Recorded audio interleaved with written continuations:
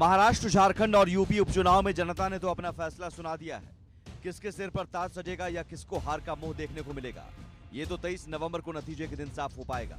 लेकिन मतदान से पहले और मतदान के दौरान जो बवाल हुआ वो पूरे देश ने देखा। यूपी में कहने को तो सिर्फ 9 विधानसभा सीटों पर ही उपचुनाव हुआ, लेकिन ये उपचुनाव वोटिंग खत्म होते होते पूरी तरह से तनावपूर्ण हो गया। बटेंगे तो कटेंगे से शुरू हुई लड़ाई मतदान होते होते बुरके, पत्थरबाजी, टकराव और बवाल तक पहुंच गई। इन 3 तस्वीरों को देखिए। पहली तस्वीर मुजफ्फरनगर की मीरापुर सीट की है, जहां पर वोटिंग के दौरान जमकर पत्थर चले, जिसे काबू करने के लिए पुलिस को लाठीचार्ज करना पड़ा। तो वहीं दूसरी तस्वीर मुरादाबाद की कुंदरकी विधानसभा क्षेत्र की है, जहां पर एसपी उम्मीदवार मोहम्मद रिजवान की पुलिस के साथ तीखी झड़प हुई।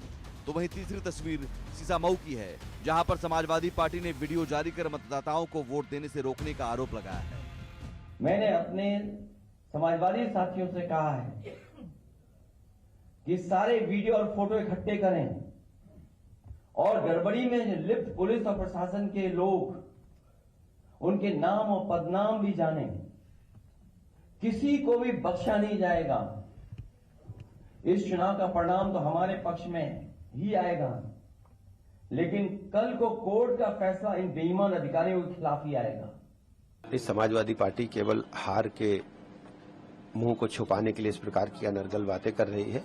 पूरी तरह से हम निष्पक्ष मतदान के पक्षधर हैं और सुचारू रूप से प्रक्रिया चल रही है। उधर महाराष्ट्र में चुनाव के दौरान जनता के मुद्दे गायब रहे। सियासी दल नारों के जरिए जीत का एजेंडा सेट करते दिखे।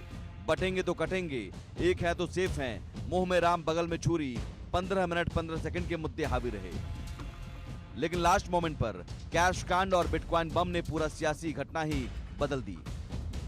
बीजेपी के दिग्गज नेता विनोद तावड़े पर पैसे बांटने के आरोप लगे, तो कुछ ही घंटे बाद बिटकॉइन कांड ने एनसीपी नेता सुप्रिया सुले और कांग्रेस प्रदेश अध्यक्ष नाना पटोले को सवालों के घेरे में ला दिया। जैसे सारी नदियां समुंदर तक पहुंचती हैं, भारतवर्ष में भ्रष्टाचार की सारी धाराएं अंततोगत्वा गांधी परिवार तक पहुंचती है।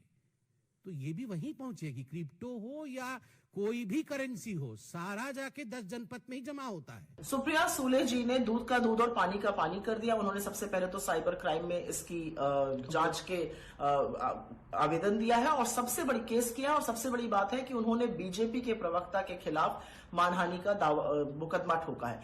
बीजेपी कल रंगे हाथों पैसा बांटते हुए महाराष्ट्र में पकड़ी गई। उसके बाद से बीजेपी बिलबिला गई। रात को 10:30 बजे आप प्रेस कॉन्फ्रेंस करिए, आप सुबह 1:30 बजे करिए, सुबह 4 बजे करिए, उससे कोई फर्क नहीं पड़ता है। महाराष्ट्र की जनता ने देख लिया कि जिन लोगों ने चोरी से सरकार बनाई थी, उन लोगों की चोरी पकड़ी गई है। अब वो चोरी से विधायक ही नहीं खरीद रहे, चोरी से वोट खरीदने की कोशिश करे। तो उसके बाद से बीजेपी बिलबिला गई है और पौने पौने आरोप लगा रही है।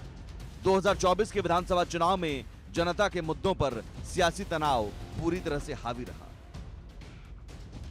Bureau report, India news.